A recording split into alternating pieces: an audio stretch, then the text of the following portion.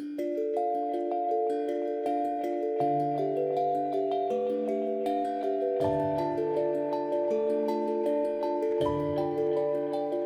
my friends, and welcome back to the Neurodiverging Podcast. My name is Danielle Sullivan, and I am your host. Today, we are talking to an excellent person, Dr. Jen Blanchette. Dr. Blanchette is a licensed psychologist, trauma expert, fitness expert, and concussion clinician. Try saying that 3 times fast, if you please. She tailors coaching to mental health and total wellness needs of her clients. She also podcasts at TBI Therapist Podcast, which streams wherever you listen to your podcast. Jen is going to be talking to us all about traumatic brain injury, acquired neurodiversity, and what that means for the patient, what traumatic brain injury can look like, what some of the outcomes are like, what people with brain injury struggle with, and she'll be sharing with us some interventions that can really support folks with acquired brain injury, and just how we can help and be open to the needs of people with this acquired disability. We'll also be talking a little bit about what it means to have a neurodiversity that is an acquired neurodiversity as opposed to something you're born with, which is something we often talk about here on Neurodiverging, is people who are born autistic or ADHD or with other sorts of Down syndrome, other sorts of neurodiversities, right? But having an acquired brain injury can sometimes mean that you acquire some traits of neurodiversity, like executive dysfunction, attention issues, and some other things that are very similar to what a lot of us face day to day. So this is a really interesting conversation, and I hope you'll stick around and listen. Before we get into that, I just want to say a huge thank you, as always, to my patrons who support the Neurodiverging Podcast. We would not be here without patronage from you. I really appreciate it. If you would like to become a patron or find out more about making a monthly pledge to support the Neurodiverging Podcast and our low-income coaching clients over on the Neurodiverging coaching arm, please go to patreon.com/neurodiverging and check that out. We would love to have you. And without further ado, let's talk to Dr. Blanchette. So welcome, Dr. Blanchette, to the Neurodiverging Podcast. Thank you so much for being here today. It's good to see you. How's your day going? Great. Just finished up my day here at the office. So I'm glad to be here with you and just have this conversation. I'm excited. I was very excited to hear from you. So you are a clinical psychologist, and you work with folks who've had an acquired brain injury or a traumatic brain injury. And what originally got you interested in working in this field?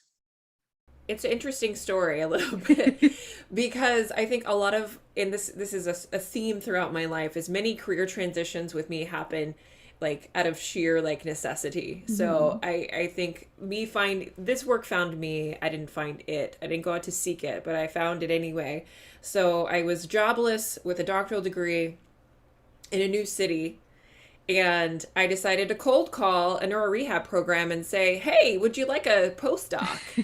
And like pump myself up with a lot of energy. And Beyonce might have been part of that mix. But they took me, they wanted me, because I think what they really wanted as a therapist, they didn't really want someone who just wanted to do the neuropsychological testing. So they wanted me to run groups. They wanted me to do some neuropsych assessment and evaluation, but that wasn't like my primary role on my postdoctoral residency.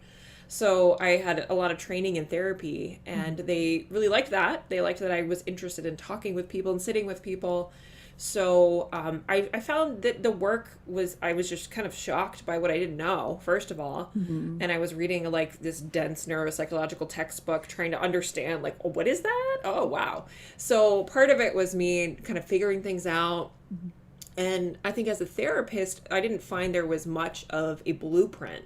Mm-hmm. So, of course, my supervisor was there, and, I was like, okay, use some CBT, cognitive behavioral therapy, or we got this DBT group, which is dialectical behavioral therapy. I'll spell out the acronyms for those, just who don't know. But besides that, it was really eye-opening, and I really fell in love with the people because the unique issues that they presented with seemed so isolating and misunderstood. So I think that's just a little bit of backstory about the way that brain injury work found me. That's really cool that you were able to just sort of jump in and find something that suited you so well. Sometimes you end up with stuff that you don't really enjoy, but this sounds like the complete opposite. That's fantastic. Yeah. And I worked with different professionals too. So I worked with PTs and OTs and speech therapists. And we all collaborate on Yeah. the care of the person in front of me. So I really found that really Yeah. helpful. So I know that, traumatic brain injury, acquired brain injury, and if there's a difference, you should tell us about what the difference is, but also that there are so many repercussions with something like that happening, and so many professionals that then have to jump on and try to help support rehabilitation for the patient. What are some of the most common consequences that you see from these injuries, and like what folks are dealing with on a day-to-day basis? Yeah. So if I've seen one brain injury, I've seen one brain injury. I think that's if I can start with that. So Yes. because every brain is so unique. So I would Hmm. think probably like you primarily, I think, talk with most people on the spectrum. Is that fair to say or not fair to say? Uh, I think it's a lot of ADHDers and autistics, but then so we've had occasional folks who have other kinds of either medical issues or neurodiversities happening, but not so many. I work with a couple of folks who've had a traumatic brain injury and are post concussion, but I don't think we've had any of them on the podcast yet. So Okay. yeah, so Yeah. you might be our first kind of podcast introduction to this topic, which is pretty fantastic. Yeah. So I'm just kind of seeing where people are Yeah. with regard to this topic. So if Hmm. I'm going to back up just a little bit and talk about Please. acquired brain injury. So there's, an acquired brain injury, which is our umbrella term that encompasses all of brain injuries that are acquired. So not we say acquired because congenital brain injuries are something that you got from a congenital or birth Hmm. situation. So that would be like someone who has an autism spectrum diagnosis. Hmm. They would not have an acquired brain injury, although they could have had something that happened in the consequence of the birthing process Hmm. or pre-birth that affected their brain health, Hmm. right? So then you kind of under acquired brain injury, you have things like TBIs. Hmm. You have concussion, which is a type of TBI. A lot of people don't know that a concussion is a TBI. It's a mild TBI, but it is a TBI. It seems traumatic enough to me. Yeah. Well, and I think some people, they had a jostle to the head. They didn't have a blow Mm. to the head, and they think, oh, well, that I didn't have a TBI. Hmm. I was in a car accident. And I didn't hit Yeah. anything, but they did have a traumatic brain injury Hmm. because there was injury to the brain. There could have been axonal shearing, where axons, which is part of the neuron, actually Hmm. shear. They Yeah. separate from each other.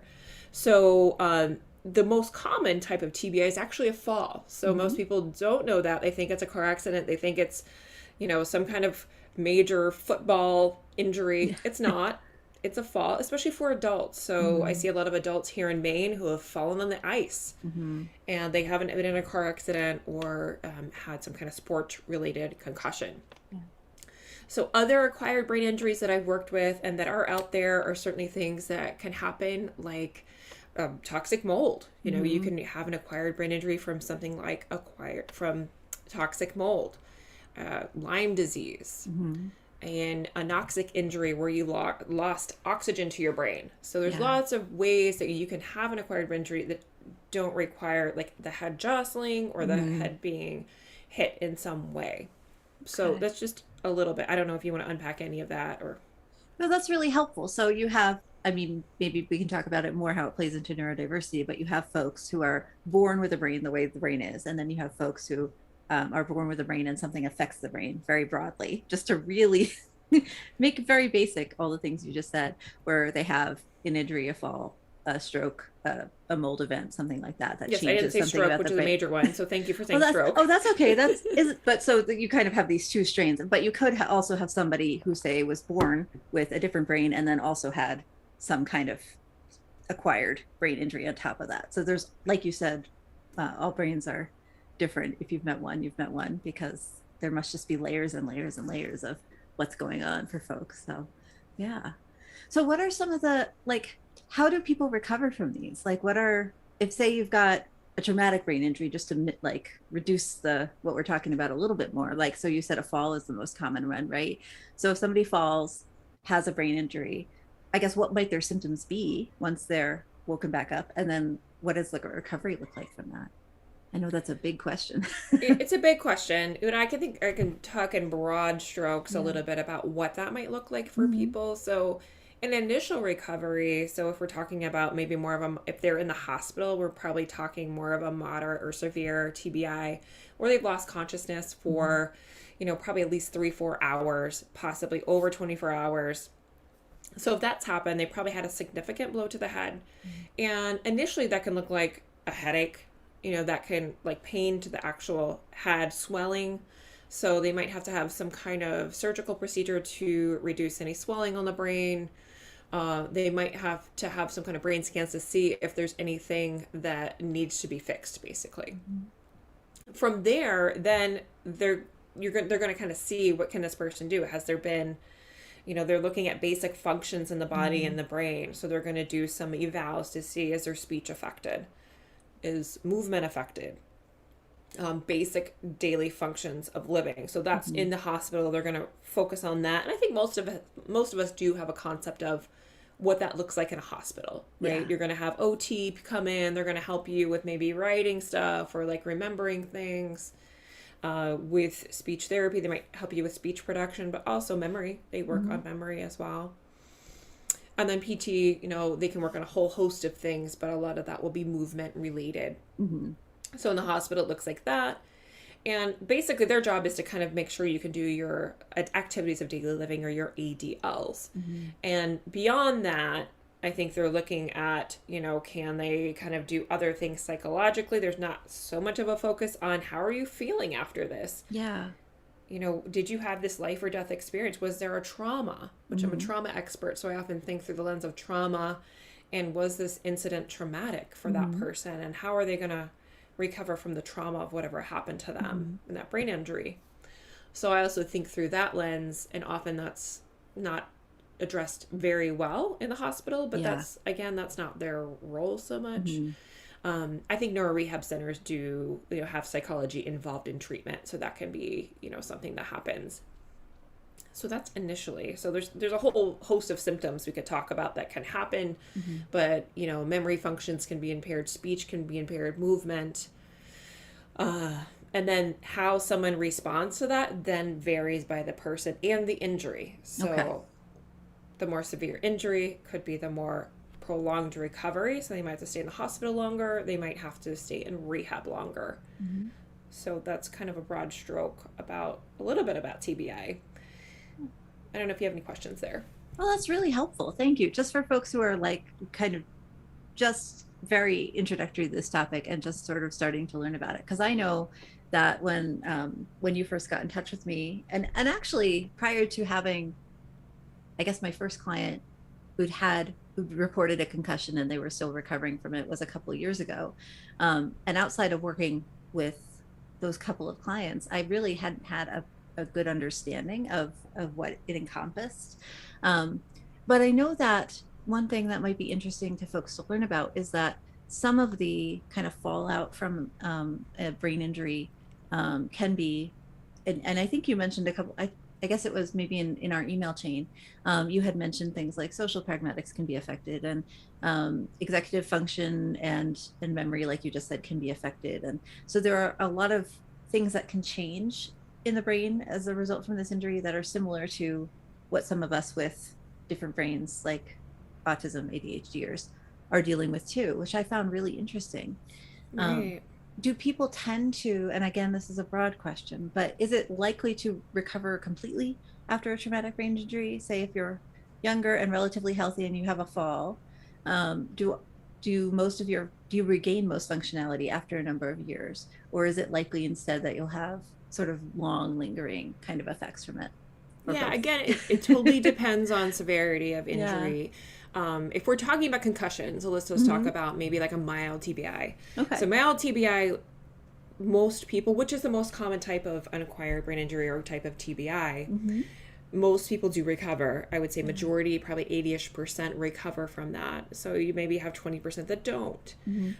And so if we're thinking about what that person might need or what that person experiences, is you can think about, so attention is one of the biggest symptoms we work on after a brain injury. So attention is impaired, which then impairs the whole host of the brain, because basically we need information to be able to get into the brain to remember it.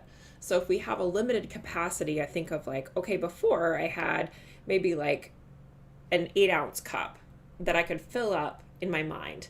Now that thing's been reduced to like a 2-cup size. Mm-hmm. And so if I have the reduced ability to hold or take in information, then there's just not a lot getting in there. Yeah.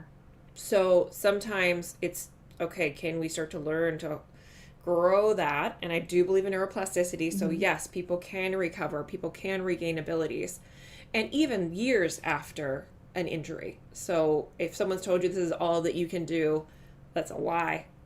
Because it's not scientific. We Mm-hmm. know that we can regain function even after an injury. So I just want to encourage people that that's not true, that you can regain function. Can you regain everything? I don't know, because I haven't seen your brain and I'm not sure about that answer. But I think there's always something we can do. And I do know that 100%. So when you work with clients, maybe in the clinic, I guess you do an evaluation and you see where are some deficits or some places that people might want to improve. And kind of what is your role in terms of helping them with that improvement? Is it kind of exercise based? Is it more therapy based? Is it Yeah. a whole broad host of things? So I've been in private, so I say I've been in private practice now for 10 years. Mm-hmm. So I'm a psychologist by training. And so pretty much I've done psychotherapy since my experience on postdoc. Mm-hmm. When I was in postdoc, I would do initial evaluations. And so as the psychologist, I'd kind of get your background, your history, talk about mental health symptoms, and also cognitive symptoms. So I'd ask Mm-hmm. you, like, what are you experiencing problems with memory, with attention, what is math like now, so a whole bunch of different questions on brain function and basic life function, movement. I would ask questions about, but I wouldn't assess specifically.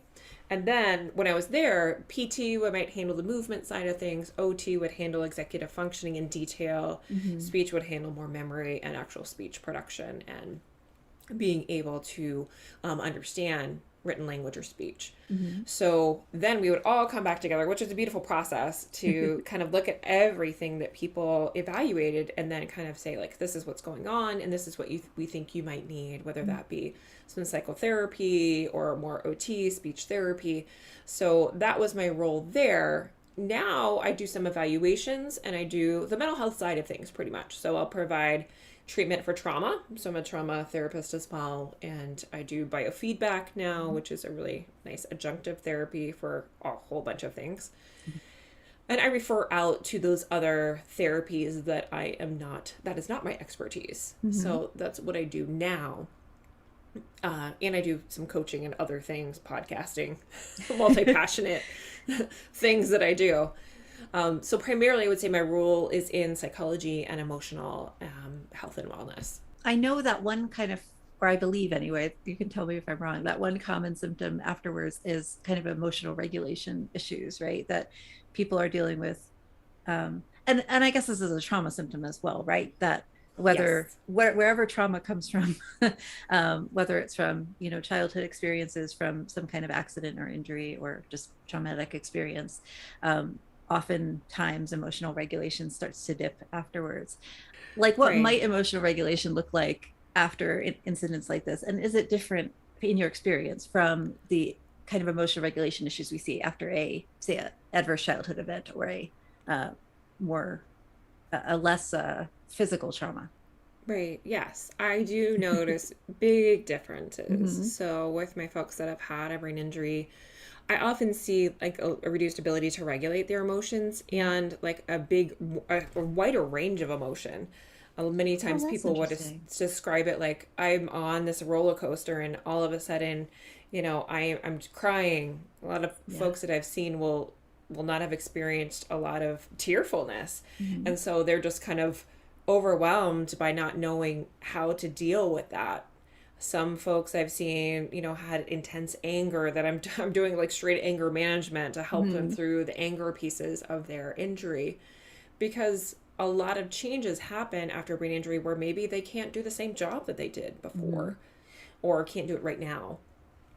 Maybe they lost a relationship or relationships. Mm-hmm. And that can happen for, with concussion, a lot of times with the sensory issues, I see that a lot more headaches and sensory issues with concussion. Yeah. and they can't really be in a big group. And you'll Mm-hmm. see this probably with a lot of different people kind of in the neurodivergent kind of realm, is that it's Absolutely. hard to be in those loud environments. We just had July 4th. Mm-hmm. And so I think about all those people that that's a struggle for them to be able to absorb just the sensory pieces. So we Mm-hmm. talk about how it's really hard for them to go in the grocery store now. And they're like, I used to just go get groceries. Like now I can't, I can't even make it through the grocery store without feeling like I'm going to cry or freak out or run out of there. Mm-hmm. So sometimes it turns into anxiety and then some avoidance because they're really scared of those environments that can have, that can be more intense from a sensory perspective, like a loud environment or a really open environment like the grocery store, Mm-hmm. or most of my folks don't go to concerts. So it's just some do. They put earbuds in there just like they need to rock out, and that's the choice they make, and I'm totally Mm-hmm. in support of that because that's what they found they need to do. Yeah. But it But can be hard. Yeah, as somebody very who hard. has sensory issues myself, though obviously not having had a traumatic brain injury, but just going to you want to go to the music. Music is good, but also it is so many people and so much pressure, and the strobe lights from the stage and all those Right. things can get really tricky. Yeah. Yeah. So 100%. So we often work through what are their triggers, their sensory triggers that might make them more anxious. And so sometimes I'll use a lot of different therapies to help them with that. So sometimes I do EMDR mhm. for the trauma pieces or the anxiety pieces. I do some mindfulness work, biofeedback work for a lot of that too. And I find that a lot of people, not that they don't need other therapies or that I know all, because I do not.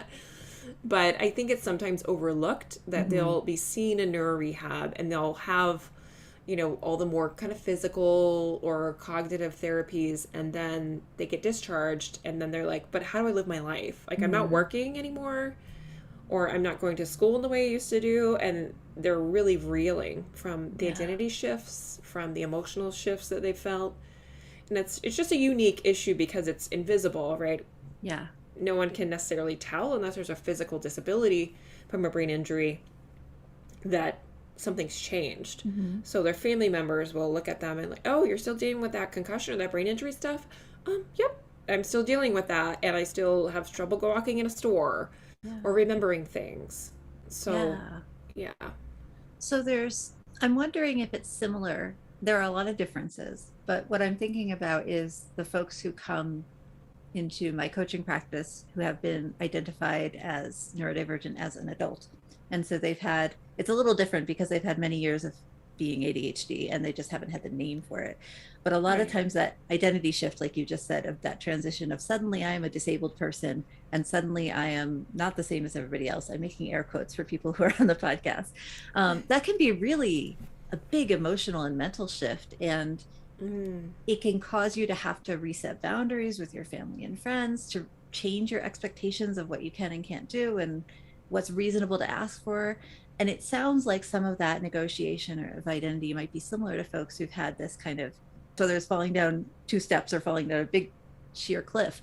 That renegotiation of identity sounds like it could cause long-term trauma that keeps kind of reoccurring as you're trying to make all these mental shifts too, right? So it's not just this one big traumatic event and then you heal from that trauma and then it's like done, but rather that there can be reoccurring stress and impact as you try to navigate all these changes. Yeah, yeah. I think the shift is huge. I was this way before, and now I'm quote this way after, Mm-hmm. and so to have somebody move to acceptance, which our culture wants us to do, Yeah. to say like you just need to accept this and move on, and they're like, but I'm a different person, and I've Mm-hmm. lost a lot of stuff, and I can't just switch it and turn it Yeah. off and say nothing is different. Like I went to sleep last night and it's like everything in my whole life, it's like if you had, like something to shake up your life Mm-hmm. and upend everything. That's what it feels like. It's when people talk to me about, like, it feels like there's been a tornado that came through the house or a snow globe, but they shook it up and it's all different. Mm-hmm. And I don't even know how to navigate or find anything anymore or do anything. Yeah. Yeah. Well, it's really interesting how similar that sounds to some of my clients' experiences. And in terms of the kind of neurodivergent piece, I guess I think it's really interesting because we have folks who are kind of born neurodivergent or in these Right. categories that we call neurodivergent, right? And then we have folks who have an acquired injury or an acquired brain change and kind of become neurodivergent in all ways that matter. But would you then say, I guess, based on your clients, maybe, do folks kind of take this label and run with it and they're neurodivergent for life now? Is it helpful for them to frame themselves in this way? Or is it something like they're neurodivergent for the time and then they get back all their executive function skills and manage a full recovery and then they're not neurodivergent anymore? How do they frame themselves? Have you noticed anything in that? I should ask an actual survivor probably, but I'm just interested. Yeah, I think a survivor in their experience, because certainly I'm thinking of all the people I've worked with, and I'm there's sure been there's broad. a, Yeah. a gamut of what people have experienced, and Yeah. some who it has been complete brain shift and Mm-hmm. change, and that neurodivergence does remain, Yeah. that if they kind of are living in health, then they've found a way to incorporate that into their identity Mm-hmm. and kind of let people know this, like, this is who I am. Like, I Yeah. have memory issues, or I say things a little bit differently, and that's part of me. And the people that who are authentic and that love them and that can see them in the way that they really are, Mm-hmm. they accept that and they love them for that, and they can laugh about those things together, and it's not really an issue in those, I think, really supportive relationships. Mm-hmm. So I think I would say yes, people do find a way to have that be incorporated into their identity. Some people do recover. So Yeah.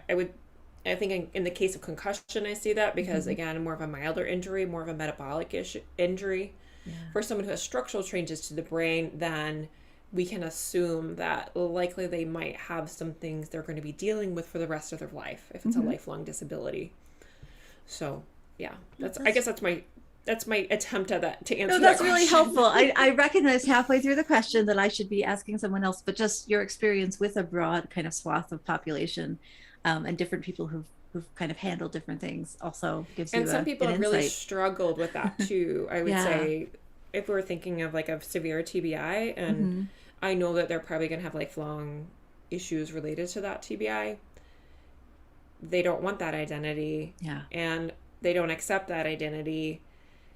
So when people can label them, like, I'm even thinking of an individual who, like, a police officer saw Mm-hmm. them and they had ataxia, so their body, kind of made different types of movements, Mm-hmm. and assumed they were drunk Oh yeah.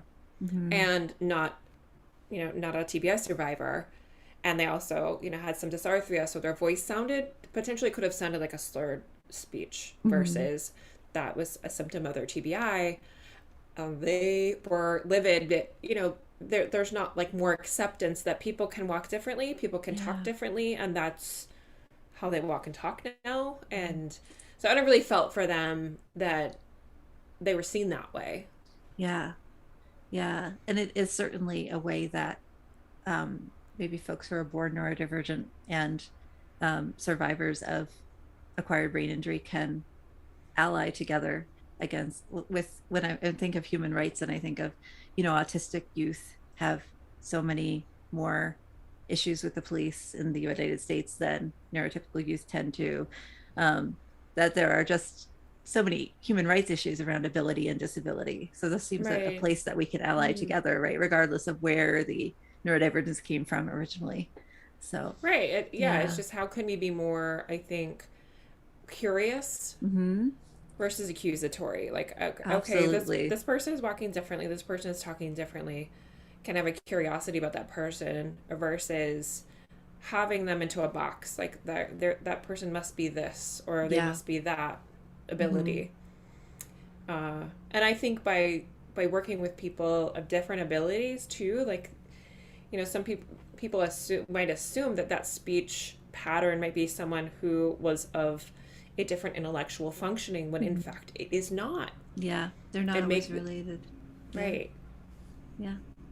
That's a really good point. Yeah. And I think a lot of the folks I work with too have had experiences where people made judgments about them based on something about the way they were moving, speaking, reacting to sensory stimuli, anything like that, and that can be really frustrating and really demeaning, and makes it harder to live your life as somebody who's really trying to do their best and move forward. So, Mm-hmm. yeah. Mm-hmm. 100%. So, what would you say for folks who are listening who have never experienced a brain injury or know anyone who has? Is there any advice, I guess, you have for people who might be dealing with it for the first time, or who might, just not know much about it? Like, what should they know, and what should they be thinking about? Yeah, I mean, the I think the one thing, I had to say one thing, is that it's very isolating. So to find support and to find other people that can understand you and that can either a survivor group or someone who kind of gets what you're talking about. Because a lot of times when I have people come to me for therapy, they've been to other therapists who don't maybe understand the weight of what they've been through. Not that I can understand everything that they've been through, but talking to many survivors, for a decade, I feel like I get a good sense of, okay, I've heard this before. Yes, you're not crazy. This is a real thing. This is super hard. Absolutely. So I think just knowing you're not alone, and then seeking the right help. So many times they've heard either they've gotten bad advice because they haven't been to someone who knew about brain injuries or knew the right support that they needed, felt like they didn't get the treatment, and their recovery has been prolonged. Yeah. I think about that a lot with concussion, because they used to tell us, well, just go in a dark room for 2 weeks and then, call me later. Yeah. Which is really bad advice and something we don't recommend anymore. So if you've had a concussion and you have symptoms, certainly seek support sooner than later. Yeah. And I think just to keep being curious and questioning, if you're not getting the answers that you need, that to keep looking for those answers, to keep seeking people until you feel like you've gotten an answer that makes sense to you. For therapists who are practicing trauma-informed care, how can listeners who might want to access those people, how can they find them or assess them for actually being trauma-informed? I feel like it's kind of a buzzword now, and a lot of people just sort of put that there. It is. Yeah. Do you have any advice for folks who are really looking to assess if their practitioner really understands trauma? Yeah, so I am a member of EMDRIA, which is the EMDR International Association, and I would encourage you to find an EMDR certified therapist. They have even more credentials than a therapist who might be trauma informed. So I believe in finding someone who has been trained in an evidence-based model of trauma therapy. So those would be EMDR. Cognitive processing therapy is another one, which the VA endorses. They also endorse EMDR or prolonged exposure therapy. Okay. Yeah. So I would look with therapists that have specific certification and training in those different modalities, because we know they've been well studied. And I think those trainings do a good job of walking therapists through, what they need to know when they're stepping into trauma work with someone. So, yeah. Yeah, it's a really complex field. So thank you. That's really helpful, because I know just, you go on Psychology Today or you Google and you're trying to find somebody, it can be really hard to wean down who's actually trained and who's just sort of clicked the little box on their profile. Right. So, yeah. And I think that, when you first come out of your training, you have a generalist training. And I think it served me well to go through a specific trauma training that, really takes you through, okay, this is what you look for. These are the issues that can come up. These are some reactions that you might want to watch out for, or some things that might be problematic for someone who's going through trauma therapy. Yeah, Just for sure. I know that it's very easy to re-injure folks or, cause harm using traditional therapy techniques sometimes when there has been a trauma. So I'm really pleased that that's something the United States is sort of starting to grapple with, and we're starting to see these programs and these specific trainings come out, because it's just working with a hugely traumatized population as a coach too.